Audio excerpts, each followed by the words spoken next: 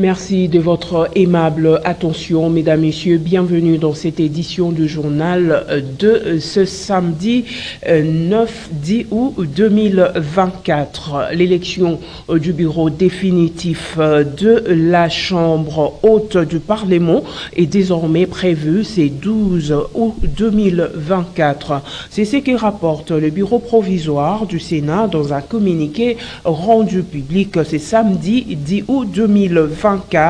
Dans lequel il dit avoir réuni toutes les conditions pour assurer la continuité de travaux devant aboutir à l'installation du bureau définitif. Suivez. Selon ce communiqué du bureau provisoire du Sénat, détaillant les calendriers réaménagés pour les prochaines élections de membres du bureau définitif de cette chambre haute du Parlement, le samedi 10 août a été consacré au retrait et à la substitution des candidatures, ainsi qu'à la publication de la liste définitive des candidats retenus. Le lundi 12 août, les candidats auront l'occasion de présenter leur message de campagne lors d'une séance d'audition de 10 minutes chacun. Immédiatement après, auront lieu l'élection et l'installation du bureau définitif du Sénat. Ce calendrier resserré vise à assurer la continuité des travaux du Sénat dans le meilleur délai après le récent report. Le premier secrétaire du bureau provisoire, Ivan Kazadi Kankonde, a tenu à rassurer les sénateurs que toutes les conditions sont réunies pour assurer la continuité des travaux. Et au sujet de cette élection du bureau définitif de la Chambre haute du Parlement, le Premier ministre honoraire Jean-Michel Samaloukonde a été confirmé comme étant le candidat unique de l'Union sacrée de la Nation au poste de président du bureau définitif du Sénat. Cette confirmation émane de la réunion que le secrétaire général de l'UDPS, Augustin Kabouya, a convoquée vendredi. La rencontre a également permis au cadre de l'Union sacrée de convenir sur le ticket des candidats à tous les autres postes au bureau définitif de la Chambre haute du Parlement. Ainsi, José Kalala de l'UDPS est désigné candidat premier vice-président au détriment de Christophe Lutundula, alors que Modeste Bahati Lukwebo est désigné à la deuxième vice-présidence en lieu et place de Corneille Senge et Estache Mouandi. Jean Bamani Sassaïdi est le seul candidat rapporteur du Sénat pour le compte de l'Union sacrée en défaveur des candidatures de Justin Kalumba, Ivan Kazadi et Nerfetiti Ngoudianza. Au poste du rapporteur adjoint qui revient à l'opposition, Salomon Idi Kalonda doit faire face à la candidature de Jean-Claude Bayende. À la question, l'Union sacrée retient la candidature de Topin Kabongo en lieu et place de Carole Aguito, Moïse Ekambo et Sylvain Mukengeshay. Et de son côté, Isabelle Kabamba est désignée questeur adjointe en lieu et place de Pascal Omana.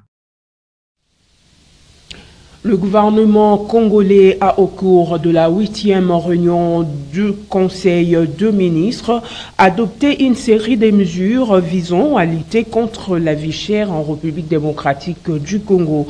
Il s'agit notamment de la suppression de taxes et redevances sur le maïs qui constitue la base de l'alimentation de la majorité de Congolais. Suivez à ce sujet le porte-parole du gouvernement, Patrick Mouyaya. Et à l'adoption d'un dossier. Mesures urgentes de lutte contre la vie chère. Faisant suite aux instructions du président de la République, faites au gouvernement au cours de la 5e et de la 7e réunion du Conseil de ministres, réitérées au cours de la première réunion restreinte du gouvernement, tenue respectivement le 12, le 26 juillet 2024 ainsi que le combiné avec les efforts en cours en vue de stabiliser la monnaie nationale par rapport au dollar américain va soulager le panier de la ménagère. Il s'agit concrètement 1. Des mesures fiscales et parafiscales. Elles portent sur la suppression de tous les droits, taxes et redevances sur le maïs et la farine de maïs. Il s'agit d'un total de 24 actes, dont certains sont supprimés, d'autres réduits de 5%, 25% et 50%. Des mesures de régulation du marché intérieur et de la surveillance et contrôle des prix consistent à évaluer et certifier sur PV les stocks existants et en cours ayant traversé les frontières. Relever le prix en vigueur avant la mise en œuvre des mesures. contrôler le taux de change appliqué par les gros importateurs et distributeurs, faire respecter la réglementation sur les circuits de distribution et les cumuls de marges bénéficiaires, cumul de fonctions, dissocier les charges du chargeur affréteur et celles de l'importateur dans le cas où c'est les mêmes opérateurs et éviter de répercuter les charges qui incombent au premier dans la structure des prix du second. Des mesures légales et réglementaires de police qui prévoient la suppression des barrières illicites qui impactent sur le prix de biens de première nécessité, ainsi que l'imposition des sanctions aux personnes qui sont à la base de la création de ces barrières. La révision de l'arrêté ministériel portant mesures d'exécution de la loi organique relative à la liberté de prix et à la concurrence, spécialement en matière de prix. Toujours au cours de la 8e Conseil de ministres tenu vendredi, le président de la République, Félix-Antoine Tshisekedi Tshilombo, a condamné les récents actes de violence survenus à Kinshasa, notamment l'attaque du Palais du Peuple et des GLM, soulignant que ces événements sont inacceptables et contre l'état de droit.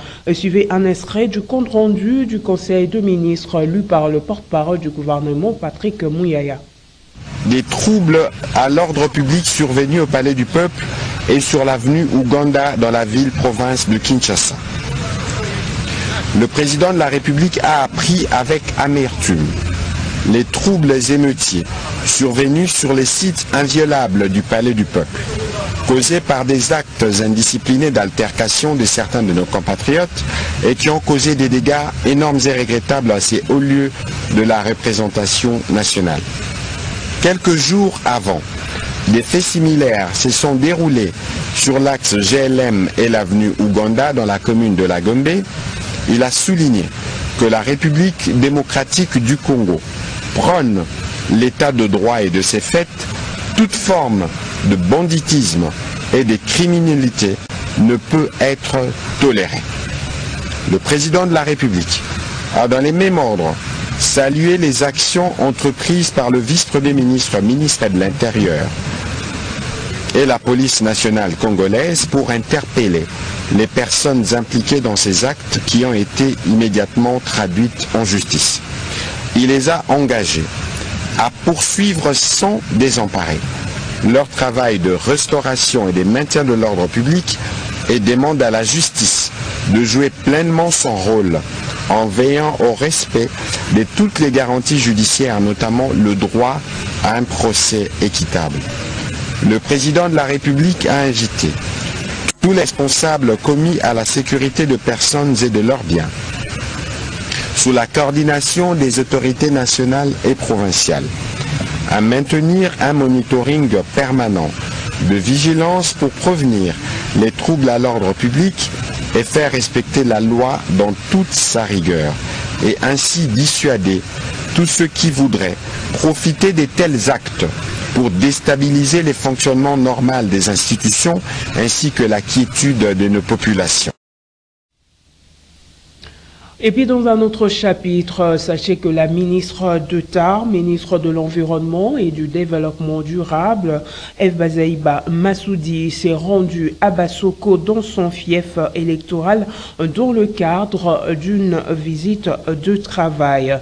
Comme à l'accoutumée, elle a été chaleureusement accueillie par cette population sous une ambiance marquée par une forte mobilisation. Doudou Montieri pour le reportage.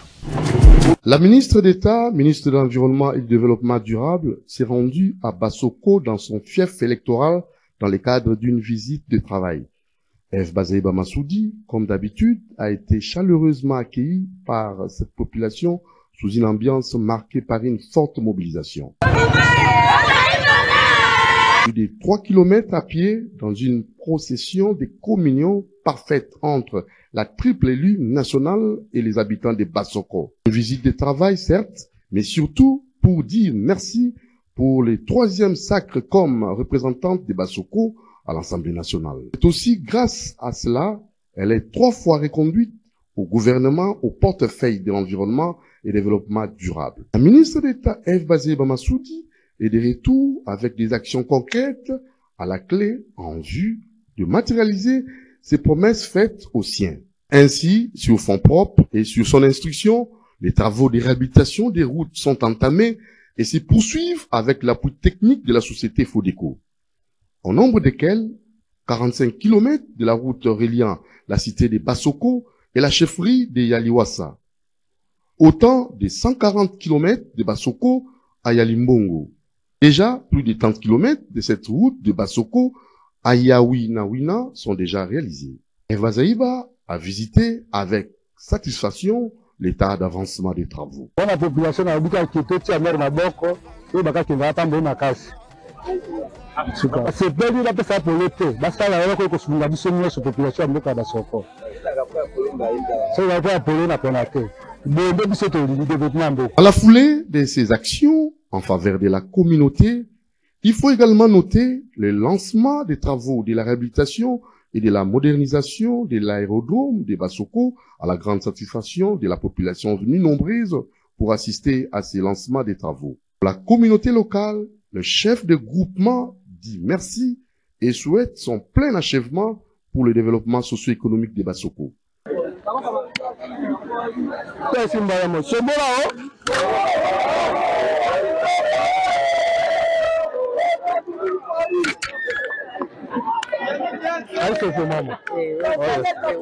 La population, c'est une grosse fierté de voir la réalisation de cette action en faveur de la communauté.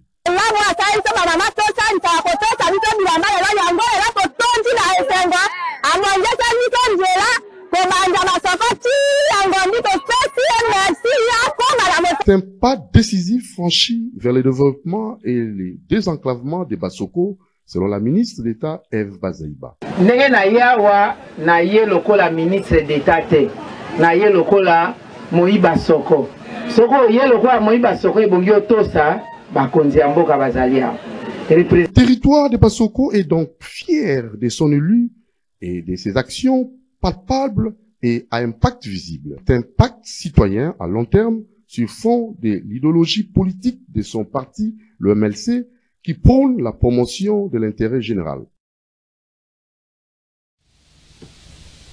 Désormais, la ville de Kinshasa peut compter sur l'appui de l'armée congolaise dans l'assainissement. Le gouverneur Daniel Bumba a sollicité auprès du chef de l'état-major général des FARDC, le général Chiwewe, l'accompagnement de services de l'armée dans l'opération Coup de poing. Suivez.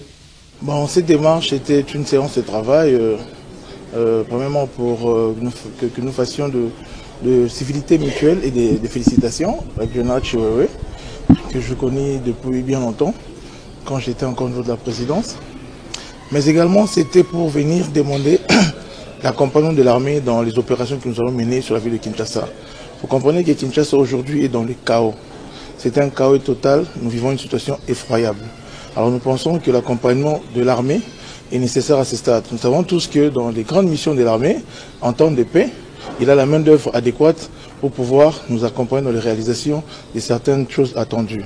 Et là, c'était justement pour épingler la grande opération coup de poing que nous avons menée, qui consiste justement à curer nos rivières, nettoyer Kinshasa, des ensablés. Aujourd'hui, Kinshasa a plus de 3 420 000 tonnes de déchets disséminés dans nos 24 communes. Nous estimons que la situation est grave, raison pour laquelle nous sollicitons l'armée en vue de nous accompagner par ses corps.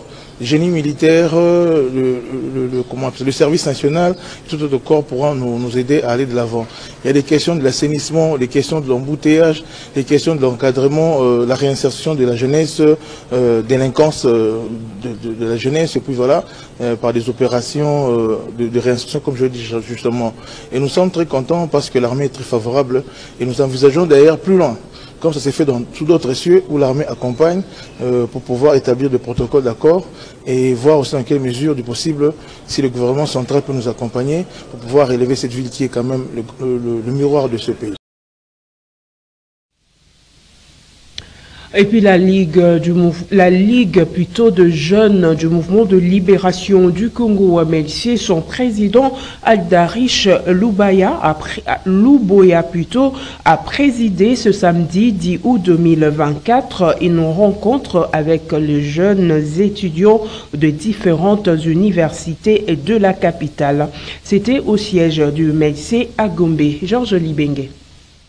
Alors, chers camarades, réitérant le sens de son engagement de président de la Ligue des jeunes du mouvement de libération du Congo à promouvoir l'effort politique de la jeunesse, Aldarish Luboya a présidé au siège du MLC une rencontre avec les jeunes étudiants des différentes universités de la capitale. Cette question d'échanger avec les étudiants aspirant à produire une vision politique de développement pour un Congo meilleur. Très participative, la séance a été un succès et une fierté, témoignent des participants.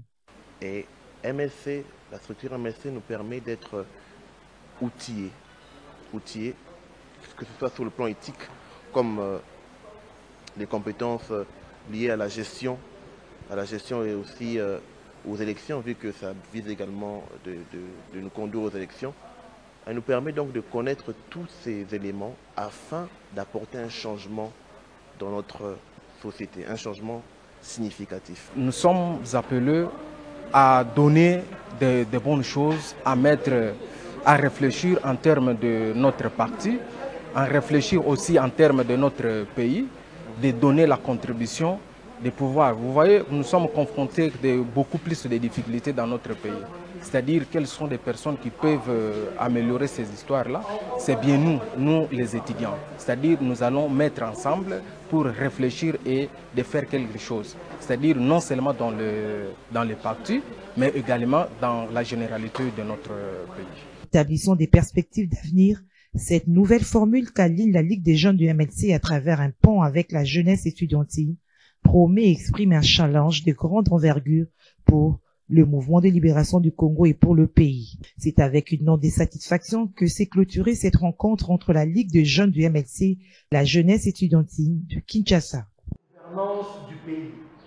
Vous pouvez être un scientifique, vous faites tout ça.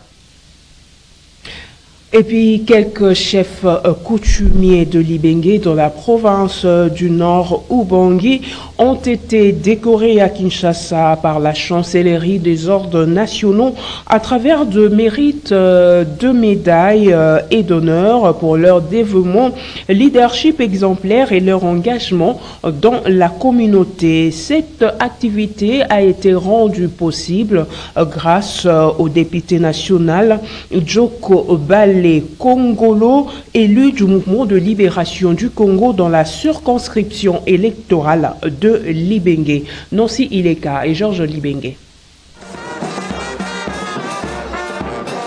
À l'initiative de l'élu de Libengue, l'honorable Djoko Balé Kongolo, une cérémonie de remise des médailles de mérite et d'honneur aux chefs coutumiers de ce territoire de la province du Nord Ubangi a eu lieu le 9 août 2024. Cette cérémonie, empreinte de reconnaissance et d'honneur, s'est tenue au siège de la chancellerie des ordres nationaux à Kinshasa.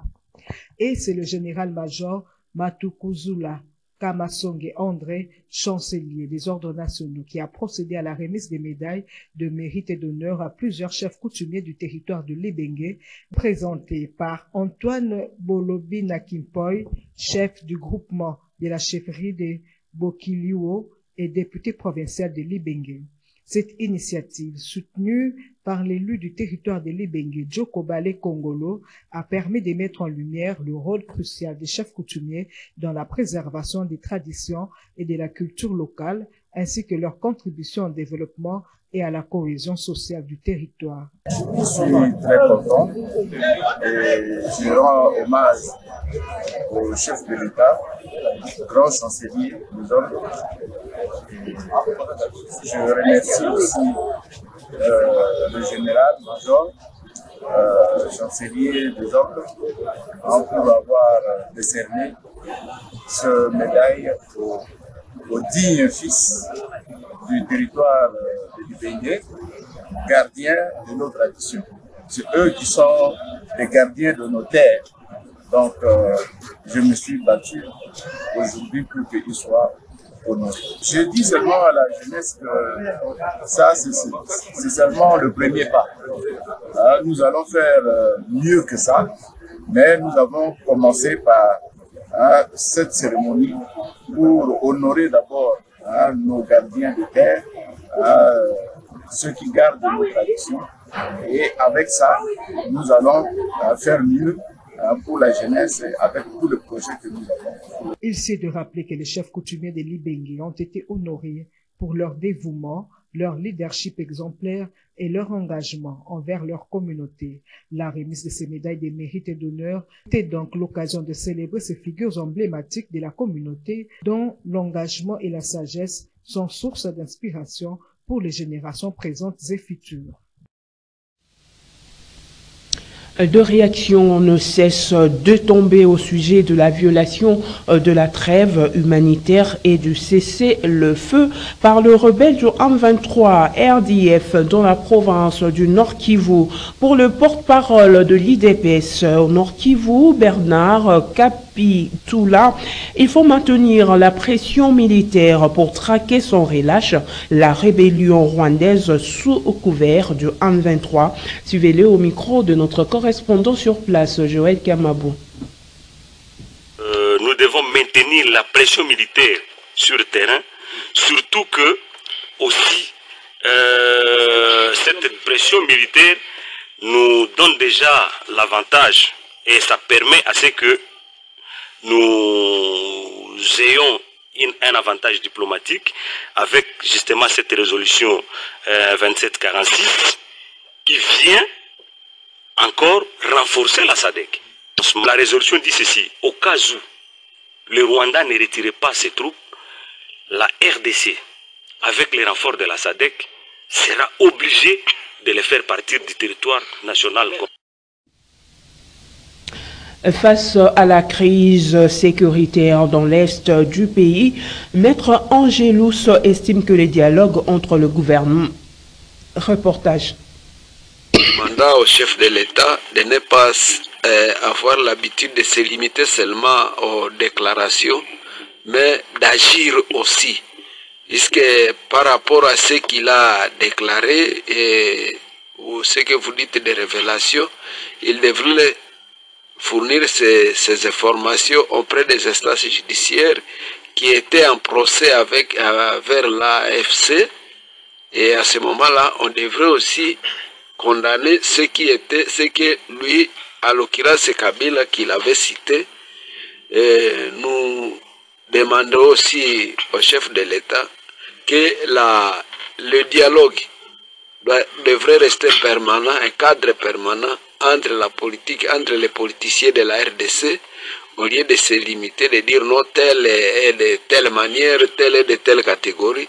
Lorsque les gens veulent venir vous voir, il faut les tendre la main, puisque la situation que nous sommes en train de traverser ici, elle est une situation vraiment catastrophique, malgré qu'eux pensent qu'ils sont loin à 2000 km, mais nous osons croire que tôt ou tard, ça risquerait d'arriver là où ils sont. Qui dit toujours à Béni, au Nord Kivu, la campagne de sensibilisation communautaire sur la défection au sein de ZADF-MTM a été lancée sous le thème « Comment encourager la défection de combattants et capturer les ZADF-MTM ». Cette activité a été lancée par les commissaires supérieurs Kidiko Bonganga Théo David, maire intérimaire, en présence de plusieurs leaders communautaires de la ville de Béni. Suivez. L'ADF kidnappe les gens de force et les amène dans cette forêt-là. Et malgré leur état d'âme, malgré tout ce qu'ils font dans cette forêt-là, il y en a qui sont disposés à se rendre. Alors, la campagne va permettre à encourager les combattants qui sont dans cette forêt à faire défection, à se désolidariser de leurs leaders charismatiques qui les ont endoctrinés. Et ce qui est important à signaler ici, c'est que la population doit savoir que lorsque nous disons chaque jour, elle doit nous soutenir, elle doit nous accompagner, c'est encourager la défection, accepter que les gens qui sont dans cette forêt, malgré qu'ils ont commis des crimes, peuvent être réinsérés dans la société, c'est déjà une façon de contribuer à la paix. L'abolition de la justice populaire va encourager à la défection. Donc, cette campagne tombe à point nommé, surtout dans cette zone où ça fait très longtemps que les gens sont en train de souffrir, ça fait très longtemps que les gens sont en train de courir derrière la paix, et nous pensons que puisque la paix est un comportement, le changement de comportement de la population va faire à ce que les gens se désolidarisent de l'ennemi et se rendent. En dehors de nos frontières, avant de nous séparer, au Brésil, près de Sao Paulo, 61 personnes ont été tuées dans le crash d'un avion de ligne. L'appareil s'est écrasé sur une zone résidentielle et aucun passager n'a survécu. La boîte noire a été retrouvée et sera analysée par les enquêteurs. Notez que après le crash, plutôt avant le crash, l'avion aurait brusquement cessé de répondre à la tour de contrôle et puis il devait disparu du radar. Mesdames, Messieurs, c'est par cette nouvelle que nous mettons un terme à cette grande édition du journal. Merci et au revoir.